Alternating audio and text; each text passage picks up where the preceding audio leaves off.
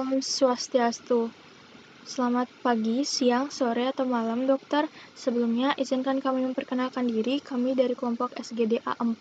Kali ini kami akan mempresentasikan student project kami yang berjudul The Importance of Study Skills for Medical Students.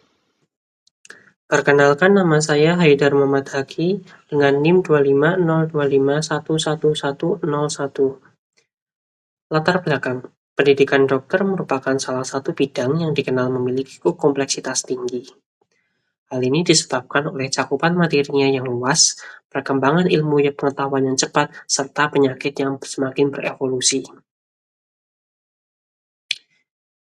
Pendidikan kedokteran di Indonesia memiliki tujuan untuk menghasilkan dokter yang sesuai dengan kebutuhan pelayanan masyarakat, sehingga mahasiswa dituntut untuk memiliki pengetahuan, keterampilan, sikap profesional setelah menuntaskan jenjang sarjana dan profesi. Untuk mencapai tujuan tersebut, kurikulum dibentuk berdasarkan SKDI yang berlaku secara nasional. Kurikulum ini mendorong mahasiswa untuk dapat menguasai berbagai capaian pembelajaran yang kompleks, mulai dari ilmu biomedis, keterampilan komunikasi, etika profesi, hingga manajemen kesehatan masyarakat. Namun, dalam proses tersebut, mahasiswa akan dihadapkan dengan berbagai macam penyebab stres seperti beban akademik yang cukup berat, tekanan waktu, penyesuaian dengan lingkungan kampus, dan hubungan antar teman sebaya. Stres yang dialami dalam waktu yang cukup lama dapat menimbulkan masalah kesehatan mental, salah satunya depresi. Terima kasih atas kesempatan yang telah diberikan kepada saya. Perkenalkan, nama saya Putu Amrita Gayatri dengan NIM 25025111085. Menyambung pemaparan teman saya tentang tingginya tingkat stres di sekolah kedokteran, hal ini justru menggarisbawahi pentingnya memiliki strategi belajar atau study skill yang solid. Study skill atau keterampilan belajar memiliki peran yang sangat penting dalam proses pendidikan kedokteran.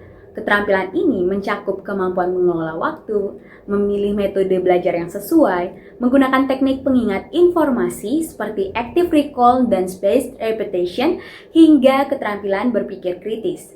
Dengan penguasaan study skill yang merupakan kompetensi esensial bagi seorang dokter, mahasiswa lebih mampu menghadapi tantangan akademik, mengurangi tingkat stres, serta mempersiapkan diri untuk menjadi pembelajar sepanjang hayat atau lifelong learner. Selain itu, perkembangan ilmu kedokteran yang dinamis menuntut lulusan tidak hanya mengandalkan pembelajaran di bangku kuliah, tetapi juga terus memperbarui pengetahuan setelah memasuki dunia kerja.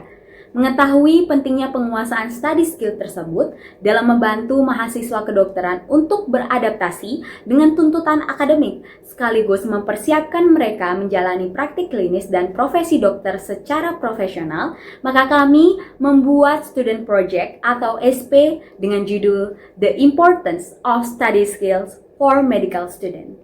Sekian pemaparan yang bisa saya sampaikan. Terima kasih, dokter. Baik, perkenalkan saya Valencia Natayuda dengan NIM 25025111091.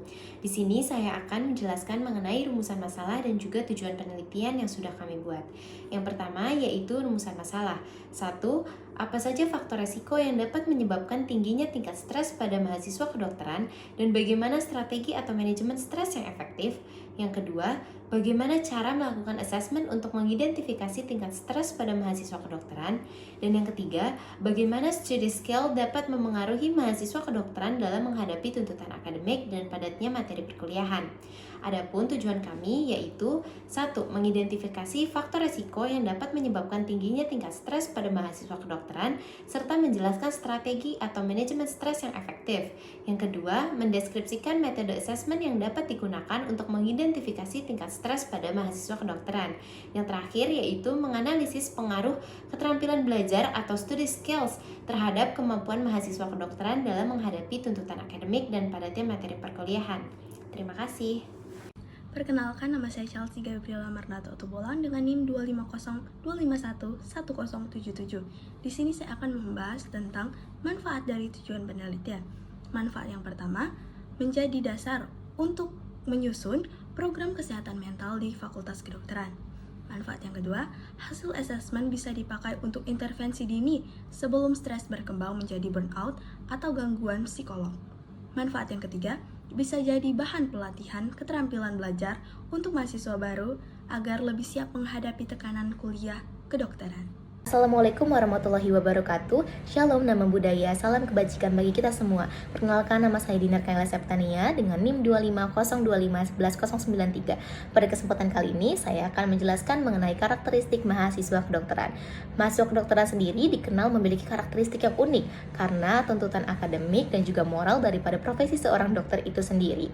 Sejak masuk kuliah, mereka terbiasa dengan rutinitas yang padat yang melatih disiplin, ketekunan, serta ketahanan mental.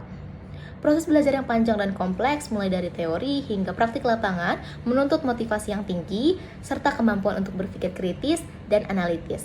Beban akademik yang berat membuat mahasiswa kedokteran lebih rentan stres dibandingkan dengan mahasiswa dari jurusan lain, karena mereka harus mampu menguasai materi dalam waktu yang singkat. Namun, mereka juga dituntut untuk memiliki rasa tanggung jawab yang tinggi, sebab ilmu yang mereka pelajari nantinya akan diterapkan langsung kepada pasien di masa depan.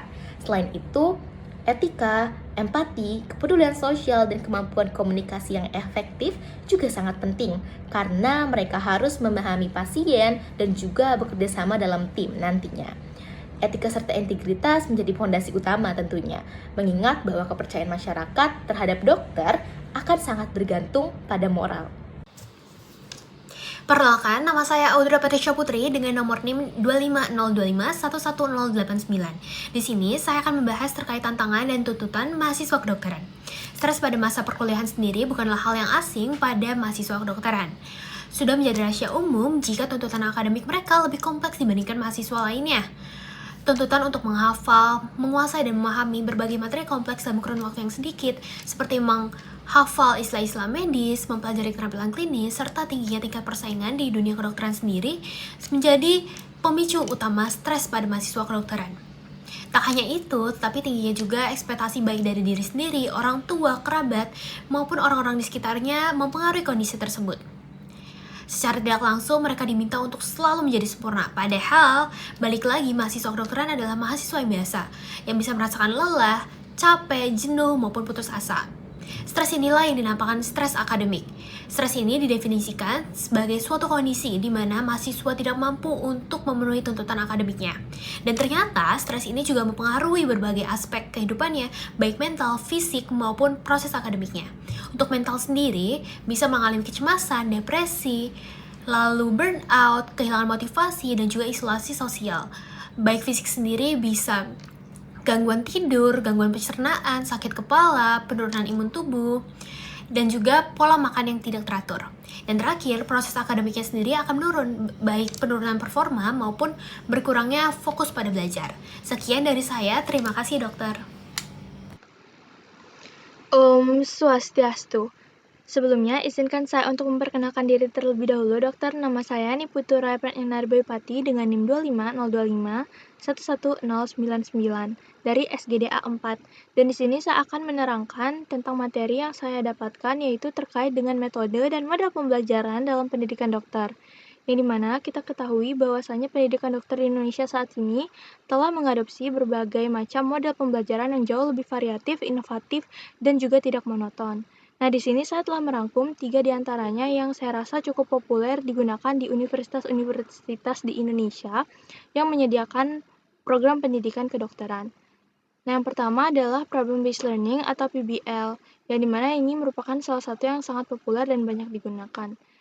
Di sini, mahasiswa akan diberikan kesempatan untuk menganalisis, berdiskusi, dan menemukan solusi terkait suatu masalah yang memerlukan pemecahan bersama dengan kelompok kecil yang terdiri dari beberapa individu. Yang kedua adalah Clinical Skills Learning atau CSL, yang dimana CSL ini nantinya akan membantu untuk mengembangkan kompetensi klinis dari mahasiswa kedokteran, yang dimana hal ini akan meliputi kemampuan untuk melakukan diagnosis, menganalisis anamnesis, melakukan praktik dasar terkait pertolongan pertama atau praktik prosedural klinis lainnya. Yang terakhir adalah Interprofessional Education atau IPE, di mana IPE ini merupakan metode pembelajaran yang melibatkan kelompok mahasiswa atau tenaga kesehatan dengan latar profesi yang variatif seperti dokter, perawat, apoteker, kesmas, dan lain sebagainya untuk belajar dan juga berkolaborasi dalam upaya promotif, preventif, kuratif, rehabilitatif, dan hal lainnya terkait ruang lingkup kesehatan. Perkenalkan, nama saya Putu Diananta Dewani dengan NIM 25025111079. Jadi di sini saya akan menjelaskan mengenai sistem penilaian di kedokteran. Di kedokteran, sistem penilaian yang biasanya dilaksanakan adalah sistem penilaian formatif dan sumatif. Saya akan menjelaskan mengenai sistem penilaian formatif terlebih dahulu. Sistem penilaian formatif atau Assessment for Learning adalah sistem penilaian yang biasanya dilaksanakan pada saat proses pembelajaran berlangsung. Tujuan dari sistem penilaian ini adalah untuk memberikan evaluasi berupa feedback atau umpan balik kepada mahasiswanya, yang dimana umpan balik tersebut bersifat membangun. Salah satu contoh penerapannya adalah pada saat Basic Clinical Skill atau BCS. Selanjutnya adalah sistem penilaian sumatif atau Assessment of Learning. Sistem penilaian ini biasanya dilaksanakan pada saat akhir pembelajaran.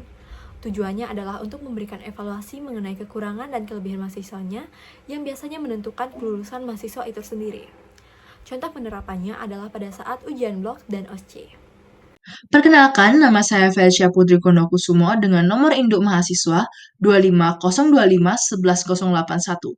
Dan pada kesempatan kali ini, saya akan menjelaskan tentang definisi dari study skills, di mana study skills sendiri dapat diartikan sebagai berbagai macam cara atau metode dan teknik yang digunakan oleh pelajar untuk meningkatkan dan memaksimalkan hasil belajar. Di mana pada study skills sendiri terdapat time management, note-taking, and critical thinking. Dalam study skills pula terdapat study strategies and study techniques, di mana dalam study strategies terdapat spaced repetition, di mana kita mereview materi yang telah kita pelajari dalam interval waktu tertentu dan secara berulang. Kemudian ada teach to someone else, di mana kita menjelaskan konsep dari materi yang kita susah pelajari kepada orang lain. Kemudian ada active recall, di mana kita menguji kemampuan diri kita sendiri sampai mana kemampuan kita dalam menguasai suatu materi. Kemudian pada study techniques, teknik yang banyak digunakan orang ada 3, yaitu Pomodoro Technique, di mana kita membagi waktu belajar kita menjadi jendela fokus dan jendela istirahat, di mana pada jendela fokus kita menghilangkan segala distraksi yang ada seperti menonaktifkan notifikasi, menjauhkan smartphone.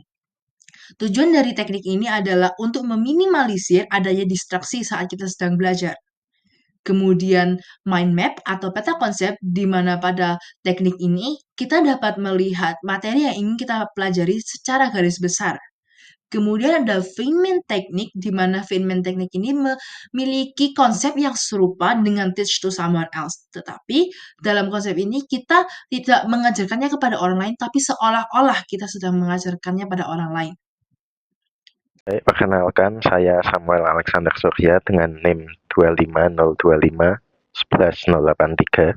Saya akan lanjut menjelaskan tentang penerapan study skills bagi mahasiswa di Fakultas Kedokteran. Jadi berdasarkan informasi yang telah disebut di bagian sebelumnya, tentu sangat jelas bahwa sistem pendidikan mahasiswa di Fakultas Kedokteran ini sangat kompleks dan memiliki tingkat stres yang tinggi. Hal ini menjadi penting bagi mahasiswa untuk menguasai kemampuan belajar ataupun study skills. Study skills ini dapat diaplikasikan oleh para mahasiswa kedokteran dalam berbagai bidang yang mereka perlu pelajari, seperti ujian blok, OSCE, dan juga kegiatan belajar mandiri. Semisal saat mahasiswa mempersiapkan diri untuk ujian blok, mereka dapat memanfaatkan cara seperti mind mapping. Dengan cara mind mapping, mereka dapat menyederhanakan materi yang kompleks menjadi lebih sederhana. Mereka juga dapat menggunakan teknik lain seperti teknik Pomodoro dan teknik Feynman. Kemudian, mereka juga dapat menggunakan bantuan teknologi dalam belajar, seperti contohnya yang berbayar seperti Osmosis dan juga yang tidak berbayar seperti YouTube. Mereka juga perlu untuk memahami aspek-aspek utama yang diperlukan dalam study skills, yaitu time management, kemudian juga taking notes atau mencatat, dan juga critical thinking. Hal ini merupakan hal-hal yang sangat penting untuk dipahami bagi mahasiswa di Fakultas Kedokteran. Perkenalkan, nama saya Felicia Putri Konokusumo dengan nomor induk mahasiswa 25025111081. Dan pada kesempatan kali ini, saya akan menjelaskan tentang manfaat dari penerapan study skills dalam kuliah kedokteran. Tumpukan ujian dan tugas yang diterima mahasiswa pada masa awal perkuliahan bisa menyebabkan mahasiswa mengalami stres dan menimbulkan rasa anxiety, serta perasaan bahwa dirinya selalu tertinggal. Study skills dapat membantu mahasiswa dalam mengatur rasa stres tersebut.